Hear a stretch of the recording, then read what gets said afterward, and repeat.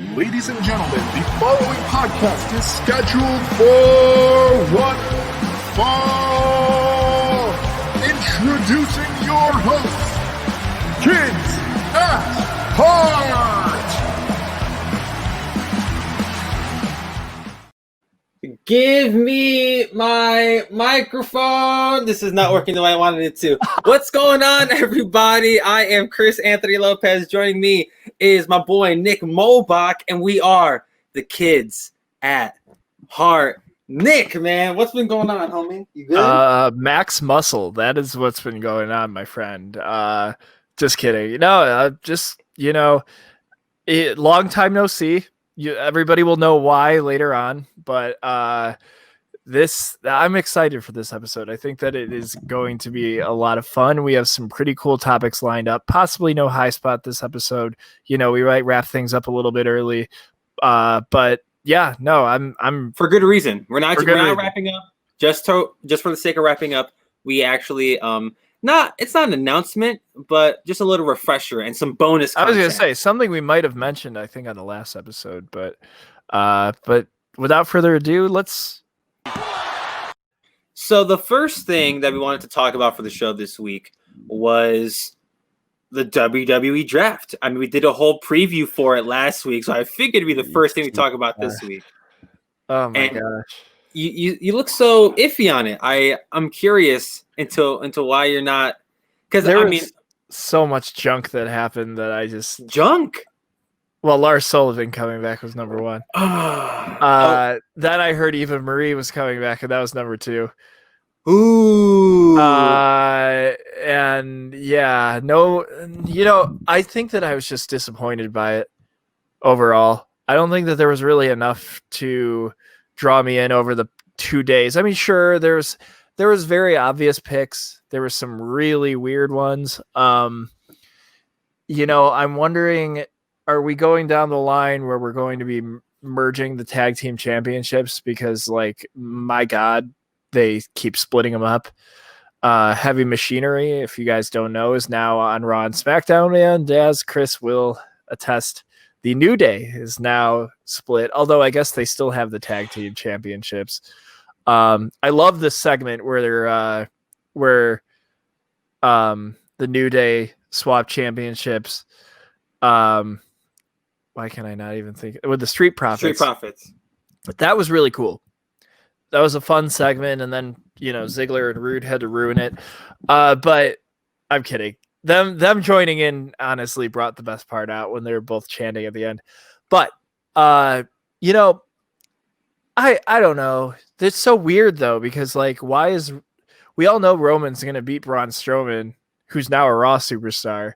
Randy is on Raw still, so it's kind of blah there. Seth Rollins, in my opinion, I get it.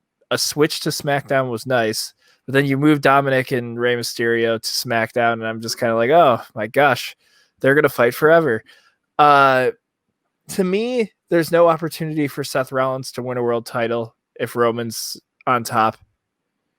And he was a guy that I wanted to. I think that The Fiend is going to be the WWE champion at some point. That completely ruined. I don't understand where the hell Wobbly Walrus came from. I think they're just going to drop that, because I would have thought that would be the perfect time to have Roman face against The Fiend again. You're bringing in a character that's his manager. But yeah, overall, I don't know. No NXT involvement, no NXT call-ups. You have two wrestlers who are very obviously still fighting in Raw Underground, and Riddick Moss and Tamatanga, or whatever his name is. I mispronounce it every week. It's like Dabakato. Yeah. Something like that. Retribution. I think one of the biggest disappointments, and he fired back on it on Twitter though, was that Ali wasn't there really to do much for Retribution. WWE has Retribution and then doesn't use Retribution. It's the weirdest thing, but they're sticking with Raw. And yeah, overall, what a weird ending to that to Monday Night Raw, with Lana becoming the number one contender for the women's title. I would have given it to Mandy Rose in a split second. That's just me. Although I think that Dana Brooke and Mandy Rose are going to be challenging for the tag team championship soon. it's pretty obvious that's where they're going. But sorry for continuing Babylon. Oh no. Do not apologize, because I mean, okay. I want to acknowledge a couple of things that you said. So last week I said, I'm like, okay, Seth Rollins going to SmackDown, like, makes sense. Like, you know, because like stick on the same brand for Raw on Raw forever.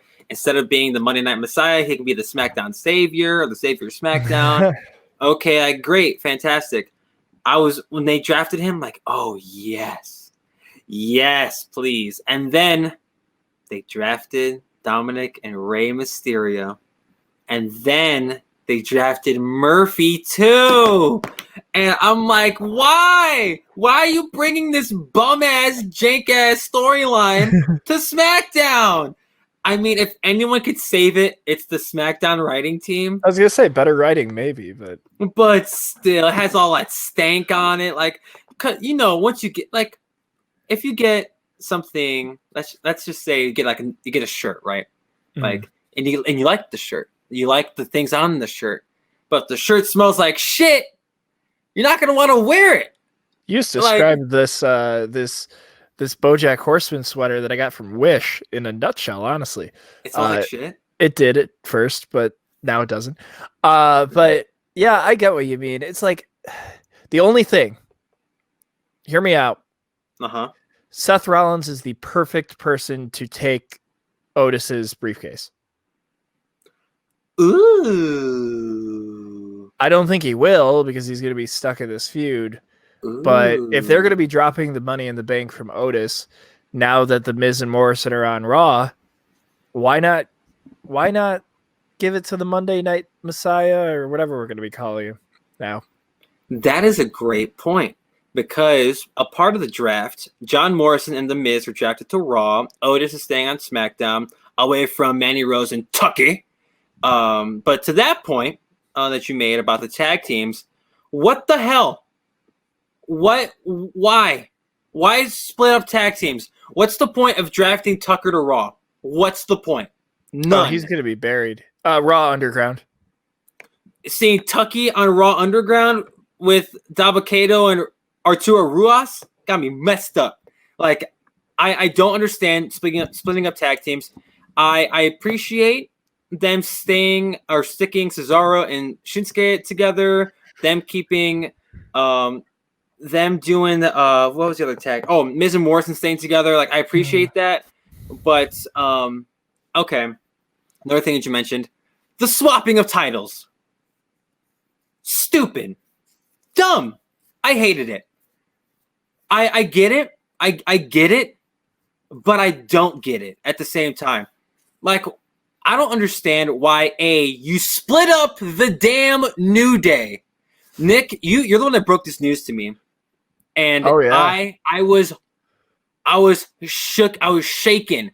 I was calling high school football here in rural Oklahoma, and I get a text from Nick Molbach during the freaking broadcast. I look at my phone. I never do that. Never. I never look at my phone during the broadcast. I look at my phone because I'm like, oh, it's Nick. Oh, what's the guy to say? Like, Big E's to SmackDown, Xavier and Kofi going to Raw. What? What? And you said they just won the SmackDown tag belts. What? What's the point? Why have them win the SmackDown tag belts? Like, keep them on Cesaro and Shinsuke if they're already going to stay on SmackDown. Then have the Street Profits lose the belts to the New Day on Raw. Ooh. Send the Street Profits to SmackDown, which is what happened, and have the Street Profits beat Shinsuke and Cesaro. How hard was that? Instead, you got to do this cheesy-ass, corny belt swap, and they're all crying or sad that they're swapping belts. Who cares? The Street Profits just became Triple Crown tag champs because they traded belts with the New Day. Oh, shit. So what the hell? And I don't get it, bro. And oh my God, Dolph Ziggler and Bobby Roode or Robert Roode coming out to be like, I want to shot the Raw tag belts. And I'm like, what? And just for them to get traded or drafted to SmackDown. So you knew they were going to lose. So I'm like, bro, like, this makes no sense. Raw's tag division is depleted of all talent and whatever the hell's left. The New Day, off the top of my head, the New Day, I think, are the only tag team that are not in a program right now. Because right now the Hurt Business is with Retribution, and they stay together on Raw. Miz and Morrison, I don't know what the hell they're gonna do.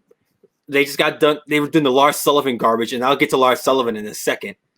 They were stuck in that trash heap, and now, like, is that all you got?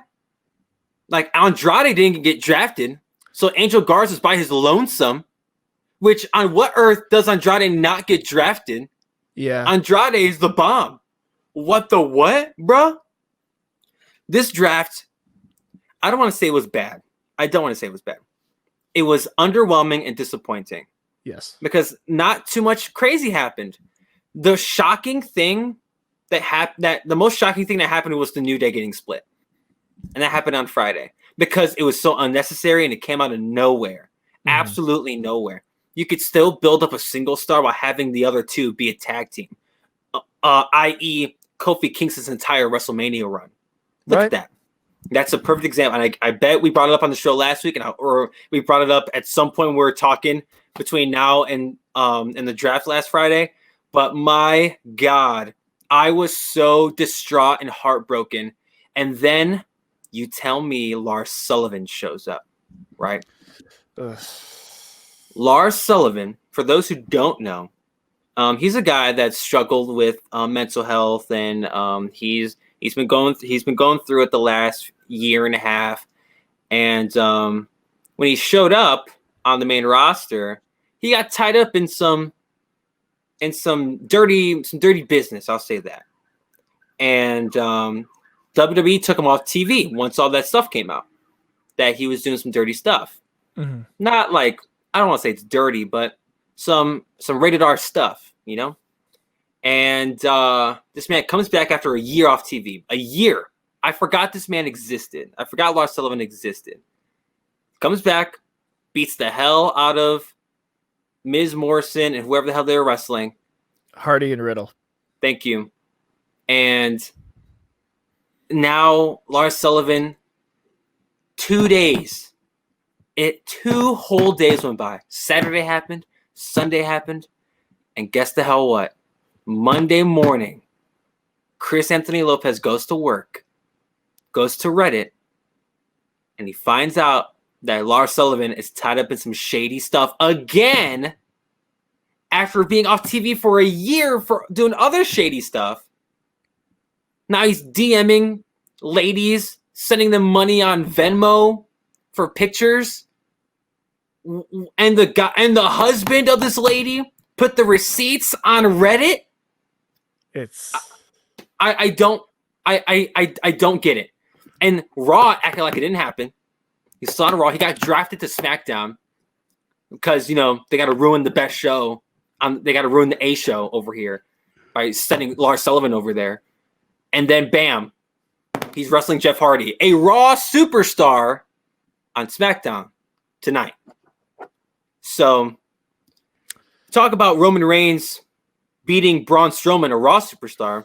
Lars Sullivan's going to beat Jeff Hardy, the Raw superstar, on SmackDown, the Fox show. Yep. I don't know, man. You know, I will. Here's a high note, a high spot of the draft, or more of a shocking thing to me was for them to have drafted the Hurt Business where they did. They have to have a lot of faith in them, and I'm proud of them and really happy that they like are where they're at. But like, that was like a top 5 pick. I believe they were 4. I think that they were 4. Yeah, I'm like, that's a great point. And that's world champion, women's champion. I don't remember who was. And then Hurt Business. It was like, holy crap. They took the Hurt Business like real high. So maybe they've got to have some future plans for Bobby Lashley to go after Drew McIntyre, I would imagine. So I'm so glad you mentioned that because that is a great point. Like they have a lot of stock in the Hurt business, and in the Hurt business, MVP, Bobby Lashley, Shelton Benjamin, and Cedric Alexander, 4 people who no less than 10 months ago were not doing jack on the main roster. MVP wasn't even around yet, and he wrestled 2 matches and said he was retired just to come back and manage / wrestle with Bobby Lashley, who is being floundered in the mid card. Shelton Benjamin, who's being floundered in the lower mid card. Shelton Benjamin, who is stuck on main events every week, on the show main event, not the literal main event. And now all 4 of them are getting drafted in the first round of the WWE Draft in 2020. Granted, that may not carry any weight going forward, depending on how these shows go. But as of right now, as of this recording, a week after the draft, that was interesting. And they were drafted before the IC champion, any of the tag champions. Some notable names went by before you got to the Hurt business. Like if we were doing a draft, like a mock draft, and being realistic about it, I would consider Hurt business like maybe a late 2nd, early 3rd round pick. Because there are a list of AJ Styles wasn't taken yet. Granted, he'd end up going to Raw anyway, but he wasn't taken yet. And it's like, yo, so you're telling me you're picking the stock of the Hurt business over AJ Mother Truckin' Styles? Like that's some real stuff right there. Like I respect that, and that's an incredible point because they're going to do some great stuff with them. You have a feeling that they're going to do some great stuff with them. They're going to be a big part of Raw's programming going forward. And as of right now, it's supposed to be a Retribution, another faction team that got picked up by Raw, and supposedly Mustafa Ali, who got outed as the leader of Retribution last week, not this past Monday, not draft Monday, the following Monday, or the previous Monday, he got outed as the leader of Retribution. It's like, that's interesting. We talked about it in the show last week, how cool this could potentially be if done correctly. And I told you about this before we started recording. I saw something on Twitter, which, I mean, take this with a grain of salt. It's on Twitter. Who cares, right? But Mustafa Ali was supposed to have a segment on Raw on the draft Monday on Monday Night Raw draft episode. He was supposed to have a segment explaining himself. Yeah. For why he's the leader of Retribution. They scrapped the segment the day of. They announced it before the show. Like, night 2 of the WWE Draft. And we're going to do that. And we're going to do the Women's Battle Royal. We're going to do this. We're going to Aleister Black and Kevin Owens, no disqualification match, which is pretty solid, by the way. That was a pretty decent match. All the wrestling, with the exception of the main event, in my opinion, was some great stuff that night. So shout out to Raw, actually having some great wrestling for once. But they scrapped the Retribution angle on Raw. If this is not a clear sign that they're already changing things about Retribution, I don't know what the hell is. Okay. So, again, take stock in this for what it is. It could have just been Ali calling out. I think I know where they might actually be going with this. Enlighten me. Oh. Wow. I just got. Anyways. You all right? Ali was pointing out. Ali was calling out racist people on Twitter. I literally just. That was the first tweet that I saw. Unfortunately, that's not a new thing. Hey, people, stop being a-holes to wrestlers on social media. I agree. Hard. They're characters. Okay, so the tweet says, and I quote, this is October 13th. So Ali, so this is Dr. Cassini. That was the person who tweeted this to give a shout out, I guess. So Ali was supposed to explain his actions on Raw, yet we didn't get an explanation. And then he said this, and I think you're going to know where this could go. Now, again, this could just be him responding to a fan. This is Mustafa Ali. This is Mustafa Ali. Do you not like it when something is promised and then taken away from you with no explanation? Funny feeling, isn't it? Now, what was Mustafa Ali promised And then what was suddenly taken away from him and replaced with somebody who eventually went on to main event WrestleMania. Oh. He was in that Elimination Chamber match, and guess who replaced Mustafa Ali in that Elimination Chamber match? None other than Mr. Kofi Kingston. Kofi Kingston. I'm not trying to say that I would be disappointed if the only thing that came out of Retribution was him and T-Bar winning the Raw Tag Team Championships. But it's a start. It's a start. Okay. So the second that the New Day, the tag champ portion of the New Day, Kofi Kingston and Xavier Woods, when they were drafted to Raw, I believe Mustafa had also tweeted, like, oh, how about that? Like, they're on Raw now? Or Retribution is currently on? And that's a story that would be incredible to tell. Is that where they're going? We have no idea. And we probably would have gotten a better idea if they let Mustafa Ali talk on Raw. But we'll have to wait till this upcoming Monday to find out if they even let him speak. But that's interesting. That's a thinker. The seeds. Because could you imagine like New Day challenges, like open challenge, some random team comes out, Gallows and Anderson. I don't know. I'm kidding. A random wrestling team comes out, and then the match ends with a beatdown. And then Ali talks about how he formed Retribution because a lot of the Hackers promos were about tag teams breaking up and stuff like that. And the New Day were definitely mentioned in that a lot.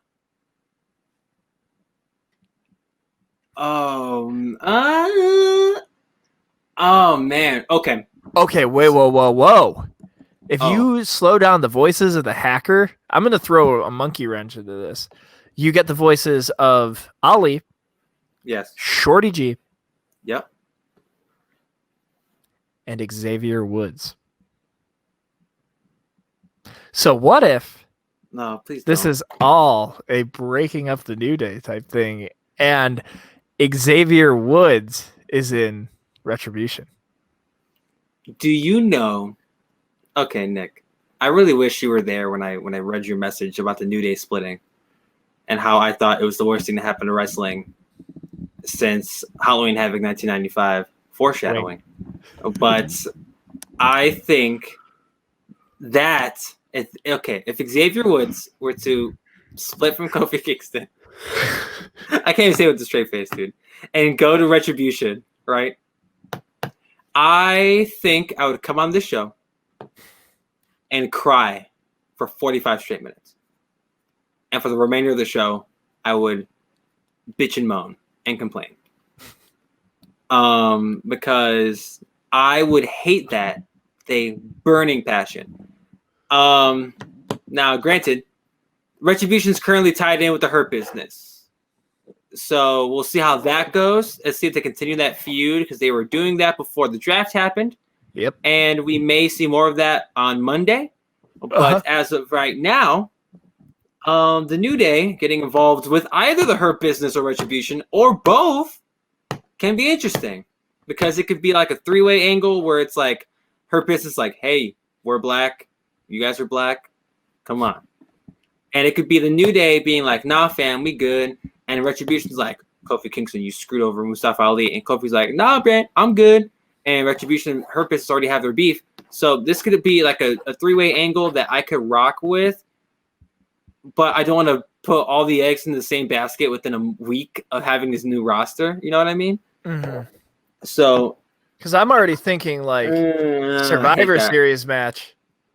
The Hurt Business and the New Day versus Retribution. Ooh, that's hot. That actually might be it. I think you're onto something. Because would it be six man? I don't know how many people, because there's Mustafa, Slapjack, Mace, T-Bar. There's clearly other people though. That's the thing. Mm-hmm. And Xavier Woods. So I mean, like, there's. Wait a second. I'm kidding. Ha ha ha. There's clearly like, yeah. If Xavier jumped ship, then it would be even. But just kidding. Ha ha. I hate how this makes sense though. The only thing that my only counter argument to what you just said is, what's it call it? Shorty G's on SmackDown. F Shorty G. I think he's out of that. He's got to go kiss King Corbin's ass or something like that. Oh, okay. So I'm glad you mentioned King Corbin. So just so we can chat about the rest of these rosters before we move on to our second point, which is a little more fun to chat about. So just a couple of notable draft picks on both Raw and SmackDown. Besides the ones we've mentioned, Ricochet, high draft pick on Raw side. Yeah. Whoa. Why? You were tripping when you saw that. According to our receipts, I have the receipts for it. You were tripping. Yes, just because I was like, I think that's great, but like, that's like a Jinder Mahal thing where it's like, and again, this is only me saying that if the draft has validity to it. You know what I mean? Yes. Like, again, your point about the Hurt Business is completely logical, that we could be seeing the Hurt Business in the mid card for the rest of our lives, for all we know. Yeah, we'll see what happens with them. But like, you know, Ricochet was the guy that, you know, your main event, blah blah blah. And if they're putting, you know, clout into this whole Ricochet and Cedric Alexander thing, then maybe. But I thought that they're supposed to stop bothering him now or something like that. Was after the Ricochet Cedric Alexander match where Ricochet Eddie Guerrero'd him, which is great, by the way. It was awesome, yeah. But I listen. I hope that they can build Ricochet into something big. I mean, I remember they had enough faith in him to throw him into a squash match with Brock Lesnar for the WWE Championship, right? So yeah, in Saudi Arabia. So there's no way Brock was never going to lose that match, but to Ricochet nonetheless. But like that feels like if they're going to push him, this suddenly feels like a Jinder Mahal move where it's like we're putting so much clout into. I mean, and take it for granted, Ricochet is 10 million times more ready for that spotlight, but I'm just saying, like, it just, to me, it felt very high for Ricochet. But sorry, yeah, no, I was shocked too when I saw it. But again, just keep going. Angel Garza to Raw by his lonesome. Grand Metalik and Lince Dorado, because Kalisto went to SmackDown, which we'll get to SmackDown in a second. You mentioned The Fiend and Bray Wyatt going to Raw. We'll see how that goes. This could be fun because I will say this right now. This may be, like I said, we're not doing a proper high spot, but if we did do one this week, I would say that the Raw world title chase and the people in it is more exciting than the SmackDown one, but we'll get to SmackDown in a second. For sure. Randy Orton staying on Raw, which bummed me out, but I get it. Matt Riddle and Jeff Hardy going to Raw as well. Keith Lee, Ricochet was chosen before Keith Lee. Think about that, especially after how hot Keith Lee was coming off of NXT. Mm-hmm. Nikki Cross, Peyton Royce, Lacey Evans, Elias is back. Yeah. We got a heel Elias turning on Jeff Hardy because Jeff Hardy's feuding with everybody. And Sheamus, he will be on Raw as well. So, if I'm being honest, this draft is Raw heavy. And but SmackDown, if the 2016 draft says anything, SmackDown could do great with what little they have. Yes. So, give me Sheamus versus Drew McIntyre, by the way. Yes, please, for the love of God. But on the SmackDown side of things, love to see my boy become world champion again. But go on. I would love to see Sheamus. Look, this Sheamus I can rock with. Old Sheamus, like the what was that? Yeah, I didn't rock with Mohawk Sheamus like at all, except the bar. The bar was cool. Which they're on the same brand again, right? No, Cesaro's on SmackDown. Oh, okay, sorry. Go on with your SmackDowns. No, you're good. Sasha Banks was taken first round. Sasha Banks before Bailey, the women's champion. She was taken before women's champion Bailey. We mentioned Seth and Roman. Bianca Belair, high draft pick for SmackDown. Fantastic. Jey Uso drafted by himself. Jimmy not included in this year's draft. So we'll see Jimmy on SmackDown relatively soon. At least that's what the assumption is. Turning on his brother and forming a stable. Yeah. Daniel Bryan. You haven't seen him in a while. He's on SmackDown now. Fantastic. Kevin Owens and Sami Zayn back on the same brand for the first time in a long time. Like that just makes my heart happy. Apollo Crews, take it away. Like get away from the Hurt Business. Get that man away from the Hurt Business.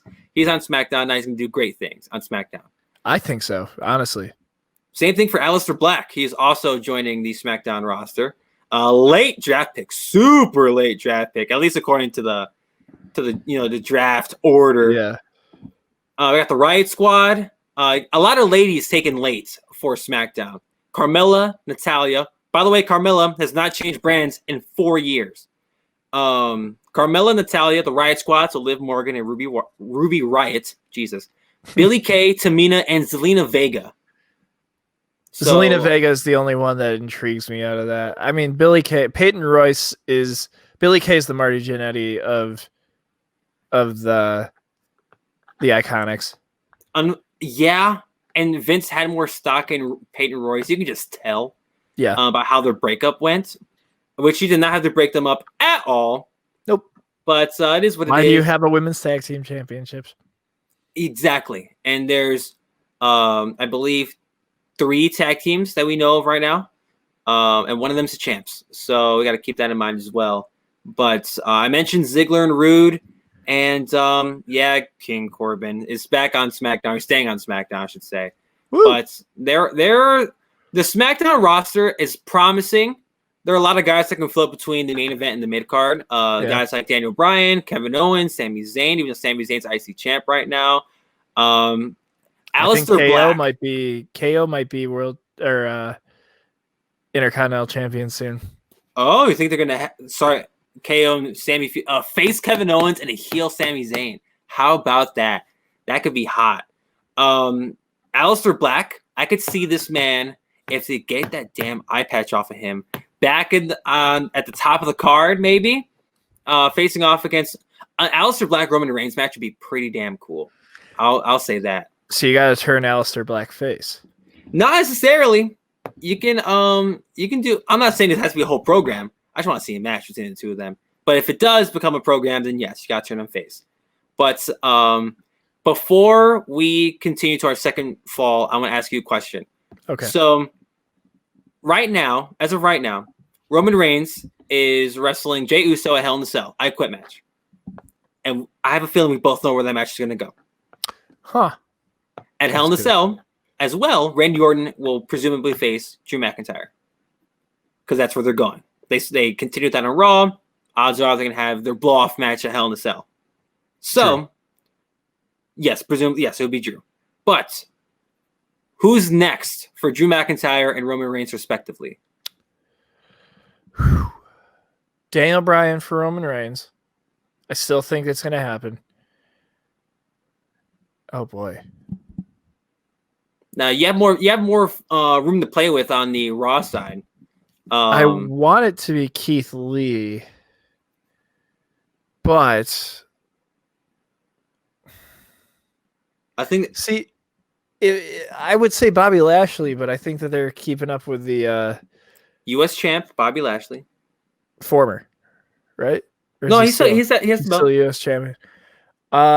Shoot. I think the Fiend. Ooh, throwing the Fiend at him. I mean, it does make sense. Does make some sense. I agree with you on the Daniel Bryan front on SmackDown because Daniel Bryan's been off TV for a little bit because he's on the good old paternity leave. Shout out to the Bellas. But on Raw, catch this, bro. After Orton, let's do some McIntyre Styles. Yeah. Listen. I don't know. I think that they need to build AJ back up a little bit. After he had that big win, big triple threat win on Raw. He did. What a weird match that they just kind of threw together. A triple threat, and it was decent. It was a triple threat match. Who was it? Jeff Riddle? Hardy. No, it was Jeff Hardy, Seth Rollins, and AJ Styles. Oh yeah, I was just kind of like, That's okay, a dream match, bro. I mean, yeah, give me AJ Styles. I kind of forgot that he was on Raw, to be honest. But the Fiend's inevitable, though. I still think that it's the Fiend. The Fiend is definitely inevitable Because he can actually thrive on that brand. I think he already is. Yeah, halfway. A little bit of a tweenski, a little tweener. Because you throw him against Andrade, and you got Alexa Bliss with him. I think that the fans are just going to eat it up. Here, how about this? You do Styles and McIntyre. That's your program going into Survivor Series. Mm-hmm. That rules, right? Because you know those matches are going to be killer. Absolutely. Hear me out. I know this did not do well the first time. Give me Orton Wyatt again. But Randy Orton gives a shit now. And the Fiend, if we can get a similar thing to what the Fiend did with Cena, but with Orton, yes, please. You're damn right. You're damn right. I'm telling you, bro. That's just an idea. They might go Fiend after Orton anyway. Orton might win the damn belt. Hell in a Cell. Who knows? I know. I want them to save Orton until when Edge comes back, because when Edge comes back, he's going to Raw, so he can kill Randy Orton properly. But I think they should do Styles, McIntyre, Fiend, Orton with a face, Bray Wyatt, and see how that works. I want to cheer for Bray Wyatt so badly because I love. He should win. Randy Orton should not be winning these high-profile feuds. He's almost 40. Put the man over, for the love of God. And you can still look good. Yeah. Like Randy Orton did some great stuff. Like he's been looking great this whole McIntyre feud, and he's taken L's left and right. Yeah. So that's all I'm saying. He's putting Drew over.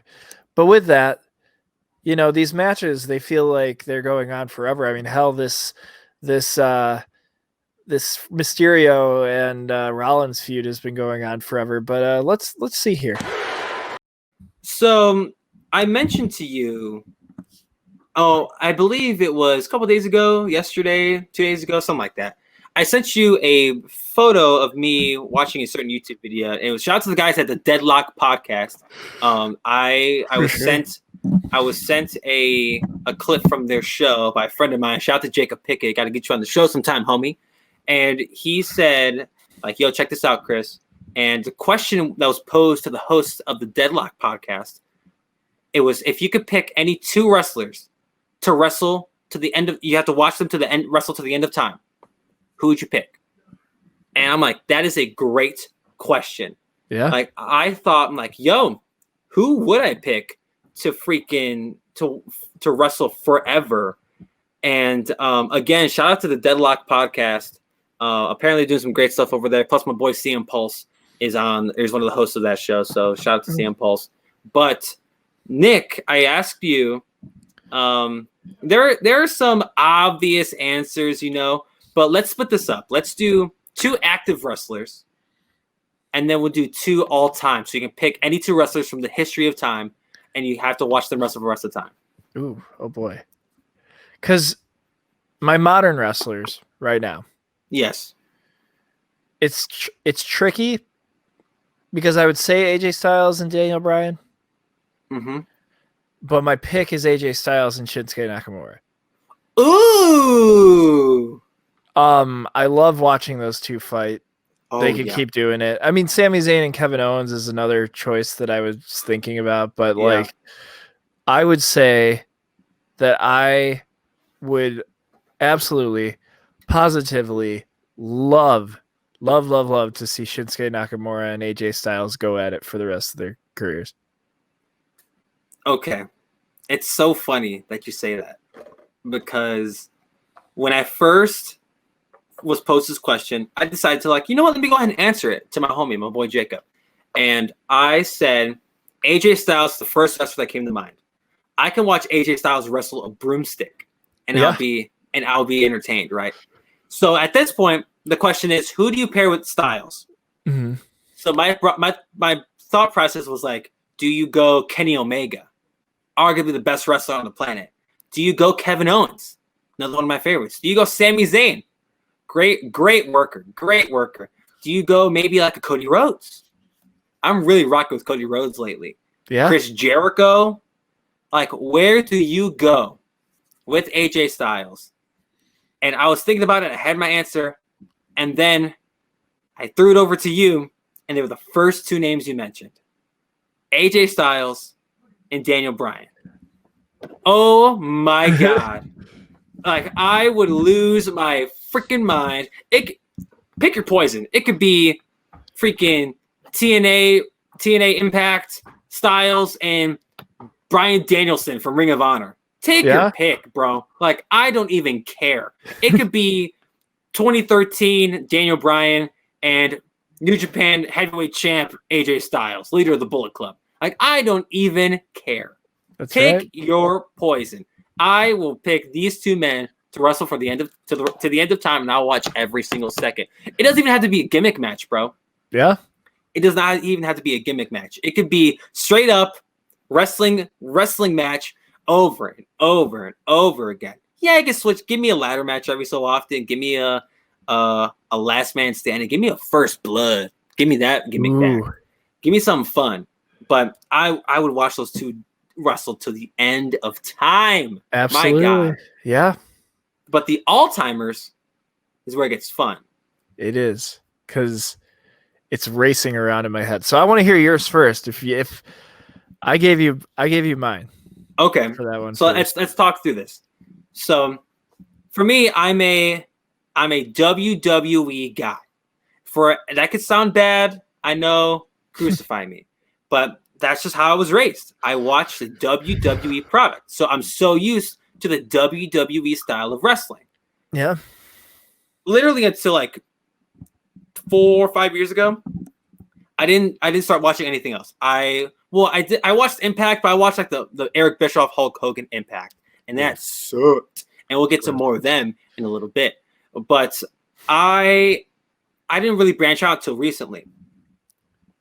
Kenny Omega is a wrestler that is phenomenal to watch. Phenomenal. So I feel like another guy who can have a great match with literally anybody. I'm gonna have to pull up the exact year, so please excuse me. But I want to throw two different guys that have like two different styles, pun intended, or no pun intended, to watch how they would wrestle, because I know we're really picking for long term, and at the same time, I want to say, I want just to have two wrestlers who I've never seen wrestle before, wrestle every single kind of match you can possibly think of. Okay, so here we go. I think I got the year. The year is the year of our Lord, 2017. 2017. Kazuchika Okada and Kenny Omega had a string of matches that bled into, I want to say 2018 with Wrestle Kingdom. Yep. But I think I'm going to rock with Kenny Omega from 2017. Give me that man. Like the guy that was putting on 60-minute barn burners was Kazuchika Okada, ending in fucking ties, ending in a no contest. That and give me 2005 Eddie Guerrero. It's not a bad choice. I think I was going through this multiple times. Like, do I go with like Steve Austin from '99? Do I go with Shawn Michaels from 2004? Do I go with The Rock when he was The Rock, when he was at the height of his powers? Macho Man Randy Savage, Ric Flair, Sting from literally any iteration of his career. Pick a Sting. Yeah, really though. Again, we're gonna get into that, but really, yeah. Pick a Sting. I'll rock with that Sting. But or even like I just mentioned, AJ Styles and Daniel Bryan, some of the best wrestlers that we've ever seen ever. Mm-hmm. But I'm gonna pick Eddie Guerrero I'll say 2005, just be exact. And 2017, Kenny Omega. Because they were doing some crazy shit at both of those times. And I believe they're doing some great work at both of those times. Obviously, Kenny more recently. And unfortunately, Eddie, we didn't get to see too much of him. At least into the new decade. But I'm going to rock with Eddie and Kenny Omega. Them doing some crazy ass shit, bro. Yeah. Okay. I've been thinking about it as you've been saying that. I'm going to go with more classic style because, I mean, like, Give me more classic. I feel as though this man does not get, and these two men do not get enough respect. Oh? Imagine over 7 feet tall. Imagine seeing that black on him. Imagine that longer black hair on this ginormous man. And then you get that on the other side. It's another bigger guy, but he's wearing his blue. Give me Great Khali and Bastonian Booger. I'm kidding. No. You had me. You got me. I know. I had to. No, I've been thinking about this. I kind of want to see. I've been thinking like, if I was to go tag teams, classic tag teams. Ooh, we can do that too. I wouldn't mind seeing the Rockers and the Young Bucks face against each other. Ooh, I'm gonna go. Fun. I'm gonna go. Shawn Michaels. Any year. Pick a Shawn. Really, pick a Shawn. And CM Punk from his heyday. I want to see Punk, Michaels. I want to see the promos. I want to see the matches. I want a 60-minute. I want a 60-minute Iron Man match between those two. Oh my god! So just hypothetically, let's pick like 03 Michaels, where he came back and found Jesus, and CM Punk like Ring of Honor CM Punk, where he was wrestling like Mysterio and Eddie Guerrero inside of a gym. Yeah. Oh, dude, that. Man, that's CM Punk did go through my brain. Like, I couldn't help but like think of maybe like a Cena. Like Cena's more recent stuff. Like all his matches with AJ Styles. Lord Jesus, they're stellar. All of them. The one at SummerSlam, I want to say it was killer, or was it the Rumble one?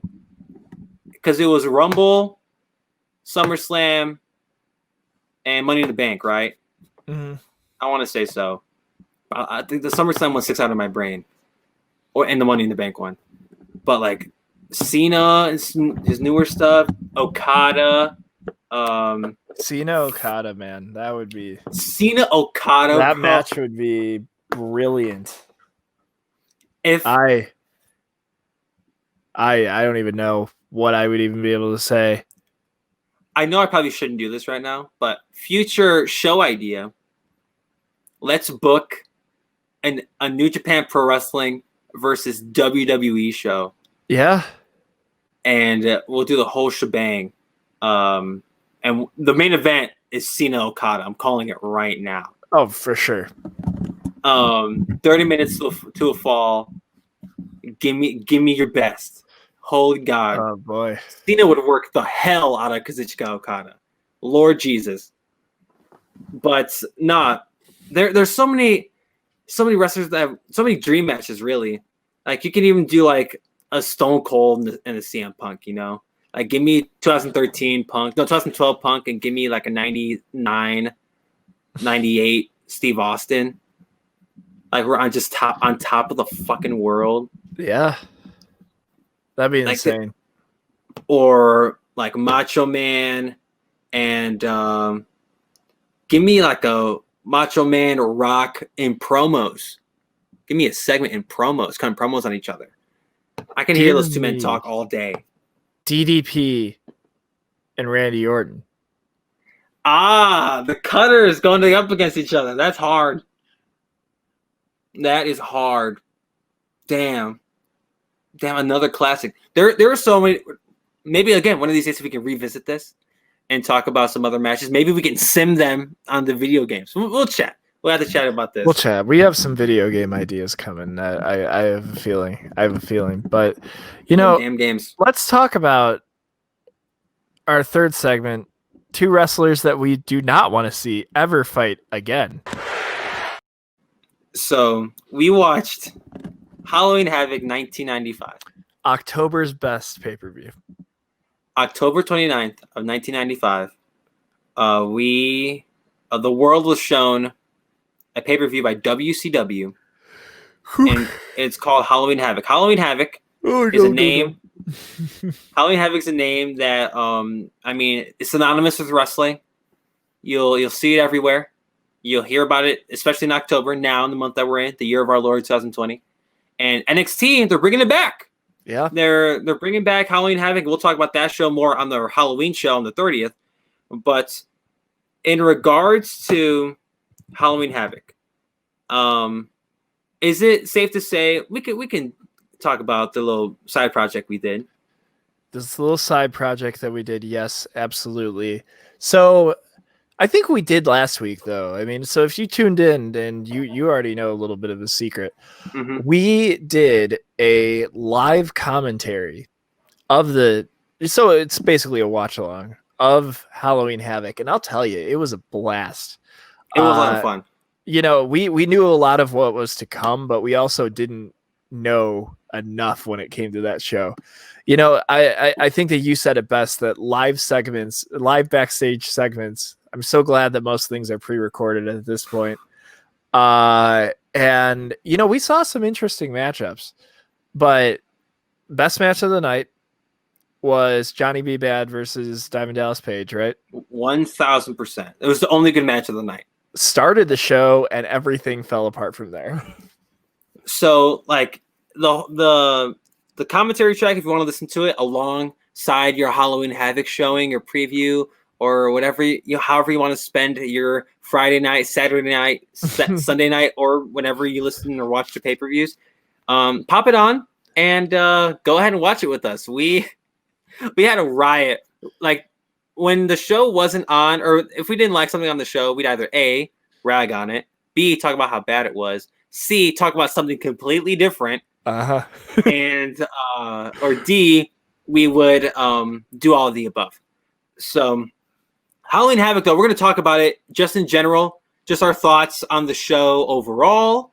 If you want our thoughts as it goes, go ahead and check out the commentary track. I highly recommend the last half hour. Oh. If you're going to listen to any of it, listen to the last half hour. You will not be disappointed. It's the main event, and it's the most ridiculous thing I've ever seen in my life. But this is our first time really going through the show. We have seen a lot of it. We've heard a lot of it. And it's synonymous in wrestling history for all the wrong reasons. It is, definitely. So I want your 2 cents, because we did the commentary track, and after the almost 3 hours of WCW wrestling that we watched, we didn't really get to chat about it overall. So tell me your 2 cents. What did you think of the show as a whole? What were some things you were picking out? Some things you liked that were not the Johnny B. Bad, Diamond Dallas Page, because we know that match rules. But what else did you dig? What else did you not like? I want to know. Okay, so there was a few things that I did like. I think that this is just a WCW thing overall, but I really did enjoy the sort of rebranding of wrestlers' theme songs, because Macho Man's in particular was freaking awesome. It kicked ass. The guitar, it was something that I didn't even really realize existed. Even finding out that Hulk Hogan's entrance music was what I had thought it was when it came to this video game that I used to play, Legends of Wrestling. We'll have to pop that into an emulator one day and try to check it out. Oh my God, yes. But, overall, it's so interesting because, you could tell that either watching an old pay-per-view like this is you're either going to find people you love and you're going to find people you hate. Now, I think that, again, not trying to mention the Johnny B. Bad thing, but like the Johnny B. Bad created a fan out of me. And I know you felt that way as well after watching that match. But the problem is that where his career goes. I mean, he becomes Mark Miro, Sable comes into the picture, and Brock Lesnar. That said, it was so interesting to see. First of all, the Dungeon of Doom stuff sucked. It was the whole show. It was the whole show. The whole show is based around the Dungeon of Doom, and I feel like you could probably have watched the episode of Nitro from before and known that the Yeti was coming, but like, all right, listen, I don't have a lot of good to say about this show. It was weird to see Road Warrior Hawk fighting on his own. Though the dude, like, quite frankly, Road Warrior Hawk and Animal probably could have been great single stars if they really pushed him. Oh yeah. What a rush. Rest in peace to my brothers out there. But yeah, there isn't a lot of great to say about this show. I think that it was more the discussion part of it that I enjoyed the most. Like, hey, what went wrong with Mark Mero? What went wrong with Lex Luger? Weird finishes. Almost every single match started before the bell rang, which I was a little bit annoyed by because it's like, I'm a fan of the traditional style of wrestling. There really no women's wrestling whatsoever. There was not one match. And one tag team match. And that tag, you know what? I'll be honest. I forgot about that match. I'll be honest. That match stood out to me. I didn't love the ending of it per se, but I knew that it was coming. Mm-hmm. It was that Ric Flair formed a new Four Horsemen, even though there was only 3 of them, and we know the fourth member. We won't mention him. We have Brian Pillman, Arn Anderson, and Ric Flair turning on Sting and attacking him in the middle of the ring. That match was solid. I thought it was fine. Sting worked his ass off. He did, and I think that, but to be honest with you, I think that they took way too long to get to the point. I think that there was a point during that match where we were just kind of like, oh, is this ever going to end? And now let's talk about the main event. Oh yeah, please go. Give me your 2 cents. The monster truck match was horrible. It was boring, and the spot that caused all the ridiculousness was that the Giant no-sold dying. Hulk Hogan inadvertently pushed a man off a building, and 20 minutes later, he shows up perfectly fine. Yeah, perfectly fine. So that was a little bit silly. And then, of course, the Yeti and Lex Luger and Jimmy Hart turning on Hulk Hogan. And Jesus. Oh, my gosh. That was just not a good show. Not a good show, my friend. What do you got for me? Outside of I will double down that the only match that I enjoyed watching was Johnny B. Bad and DDP by far. But besides that, we've talked about that enough. Check out the commentary for our true thoughts. We were marking out over that whole match. Yeah. It was fantastic. But I echo your sentiments on Sting, Ric Flair versus AA, Arn Anderson, and Brian Pillman. It was weird watching this match pan out because it was so damn long, and you already had a feeling where it was going to go. Mm-hmm. And we knew that there was another 4 horsemen, and we were trying to decipher as the match is panning out. And you can check out the audio track wherever you find podcasts. Go ahead and check that out. But I think that match was fine, but Sting just took the brunt of AA and Brian Pillman working him the whole time. Mm. Macho Man Randy Savage. If I was alive in the 1980s, Macho Man would have been my favorite wrestler. Yes. By far, no comp. I love Macho Man Randy Savage. To this day, R.I.P. the Macho Man. Oh, yeah. I love him so much. And apparently he had this angle with Lex Luger, to where they had to wrestle 2 different members of the Dungeon of Doom to wrestle one another, because they had to beat their opponents to wrestle one another. Uh-huh. And the first one we saw was Macho Man and Zodiac, which was Brutus the Barber Beefcake after Hulk Hogan got his boy a job in WCW. Uh-huh. Not even 10 seconds into the match, a fan runs into the ring. Oh my gosh, how could I forget about that? Was the best part about the night. It was so weird. And shout out to the wrestlers for just going along with the match. It didn't stop. The security, the ref were trying to wrangle the fan. The cameras were trying to hide the fact that what was going on in the ring. Oh my God. It was really funny to watch. Oh, it was hilarious. And like, they were just like going, they were mad, man. They were mad. I would be so angry. And the match lasted like 2 minutes long. Macho Man buried the hell out of Brutus Barber Zodiac. And I was like, okay, that's weird, you know? But then Lex Luger faced off against Ming, who was Haku in WWE, WWF, whatever you watched. Bless you. And thank you. Haku? I don't know. No, it was good. I like that. All right. Yeah, you wrestled Haku in this culturally insensitive gimmick. Granted, it was 95, so it wasn't okay then, but it was passable at the time, I guess. And Haku had a better match with Luger. Yeah. Still wasn't good. It was all right because it's two big guys working each other. And who was the oh my God.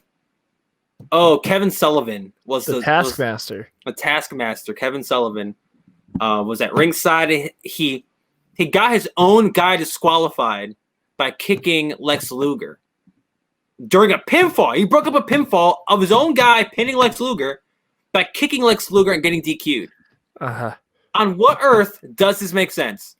On what earth, what timeline, what multiverse? I want to know. Yeah, I don't know. I keep hitting the thing my laptop's on, so I'm sorry if the mic's picking it up. But that's how stupid this thing was. So that happens. And the matches were just they were so short, and every time after a match they'd be like, sending it back to me and Gene in the back in the locker room, and it'd be cringy ass interviews. The best one was with Macho Man, but even that went too long. Like they let the Macho Man just go. And I'm like, that is something you shouldn't always do.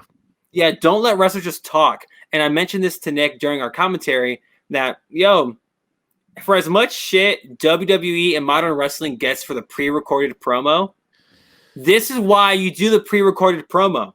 So you don't have the cringy thing, the cringy freaking interviews in the back with Mean Gene talking to Hulk Hogan and Jimmy Hart with fans of a sweepstakes directly behind them, awkward as hell, and this girl who's in the center of the freaking frame, stone-faced, looking at Hulk Hogan the whole time, like pissed that she's there. Yeah, I'm sorry to everybody who was listening and shut it off because I was complaining about that so much, but it was like so evident that she did not want to be there, and it was so boring to like. I don't even think that the guy in the Canadian suit didn't wanted to be there either. Or the Canadian tuxedo wanted to be there either. And he won the sweepstakes. Right. He won the motorcycle through Harley Davidson because apparently Hulk Hogan drives more Harley Davidson, brother. Like, that's like, I don't understand that. I don't get it. And it was weird. It was awkward. It went on for way too long. And I could not deal with it. It's so cringy to watch. It's so freaking unbearable. And that's how a lot of them were. Whether it's with freaking Lex Luger, Macho Man Randy Savage, and Macho Man's one hell of a promo, but come on, you let the man go way too long. Mean Gene's trying to wrap it up, send it back to the people out front, which, by the way, shout out to Tony Schiavone and the Brain Bobby Heenan. Yeah. Because they were on commentary the whole night, and they were pretty solid from what I heard. I wasn't paying attention to them too much because we were chatting, doing our own commentary. It was the part where the Big Show fell off the building that was the most annoying part with them because Bobby Heenan would not shut up about how they're not telling people things. Mm-hmm. And Tony Schiavone's trying to talk to the people in the back through the headphones, like, I'm trying to hear something, Bobby, or Brain. He kept calling him Brain. It's like, bro, like, I don't. It's Brian, not Brain. I'm just kidding. Yeah, Brian. Yeah, Brian Pillman. But Bobby the Brian Heenan. I hated that part. Talking about things that dragged like a mofo. I don't know if that they were ready for the main event yet.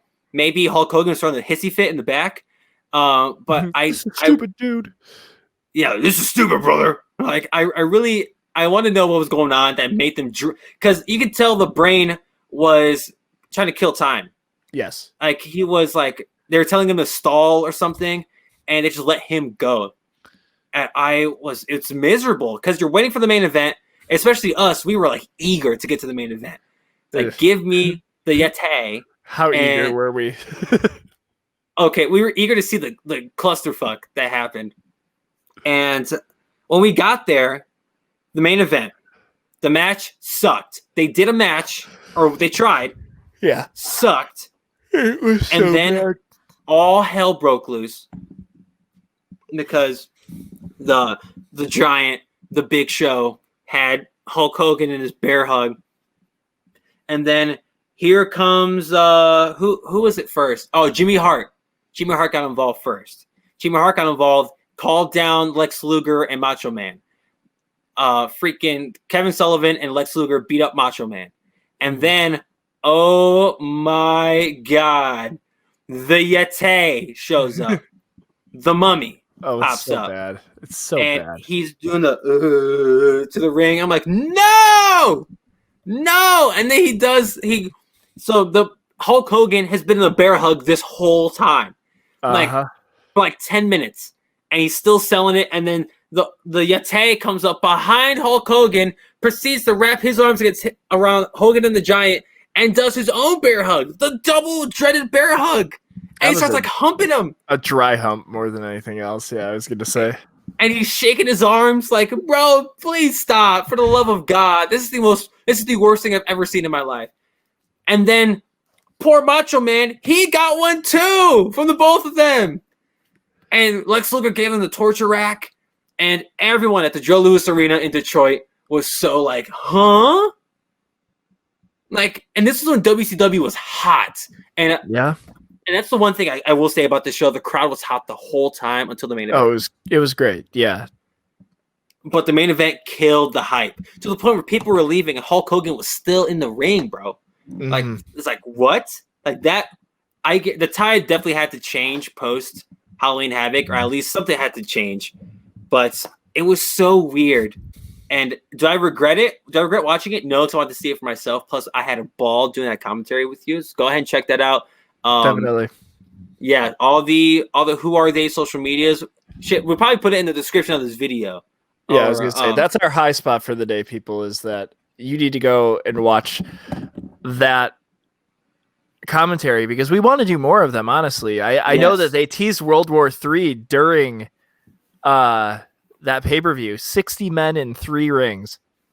Yeah, and that might be the next thing that we do.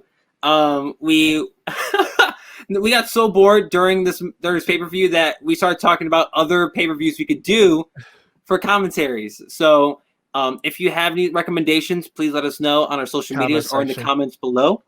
And if you want us to do another Halloween Havoc this month, we're more than happy to. I have a feeling that that's probably going to happen because, like, hey, we're only halfway through the month. We have how many Halloween Havocs to watch? I think that we might be able to pull off another one by the time. And maybe we'll actually find one that has some better matches. I think that I want to watch Rey Mysterio versus Eddie Guerrero Halloween Havoc.